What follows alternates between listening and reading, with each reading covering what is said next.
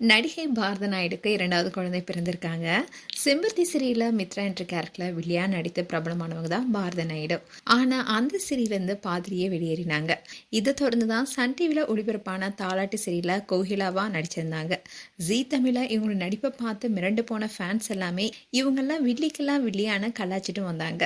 முதல் சீரியல்ல இவங்களுக்கு ஃபேன்ஸ் மட்டும் இல்லாம நிறைய நெகட்டிவர்ஸும் அதிகமானாங்க. இவங்களுடைய சொந்த ஊர் ஹைதராபாத். அங்கதான் ஸ்கூலிங் அண்ட் காலேஜ் எல்லாமே படிச்சிருக்காங்க. அதுக்கப்புறமா மாடலிங்ல கலக்கிட்டு வந்தாங்க. இப்படி இருக்க சூழல் தான் முதல் முறையா தேன் மிட்டாய் என்ற திரைப்படத்துல அறிமுகமாகி அதை தொடர்ந்து மிர்ச்சி சிவா இயக்கத்துல வெளியான அட்ரா மச்சான் விசில என்ற படத்துலையும் இவங்க சப்போர்ட்டிங் ரோல நடிச்சிருப்பாங்க. இதை தொடர்ந்து தான் 2017 நிரஞ்சனா என்ற திகழ் படத்துலையும் இவங்க ஹீரோயினா நடிச்சிருந்தாங்க. அது மட்டும் இல்லாம தொடர்ந்து பல படங்கள சைட் ரோல நடிச்சிட்டு வந்தாங்க. இவங்க எதிர்பார்த்த மாதிரி ஃபேன்ஸ் மத்தியில் பிரபலமாகாதனால இவங்க சின்ன திரை நோக்கி அடி எடுத்து வச்சாங்க. அப்படி இருக்கும்போது விஜய் டிவியில் ஒளிபரப்பான ஜோடி நம்பர் 1 நிகழ்ச்சியில் தான் போட்டியாளராக கலந்துக்கிட்டாங்க. அதை தொடர்ந்து தேவதை கண்டேன் என்ற சீரியலுக்கு அப்புறமா செம்பருத்தி சீரியலில் மித்ராவா இவங்க நடிச்சிருப்பாங்க.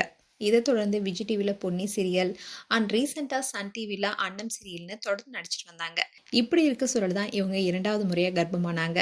பாரத நாயுடுக்கு திருமணமாகி 3 வருடங்கள் கழித்து ஒரு பெண் குழந்தை பிறந்தாங்க.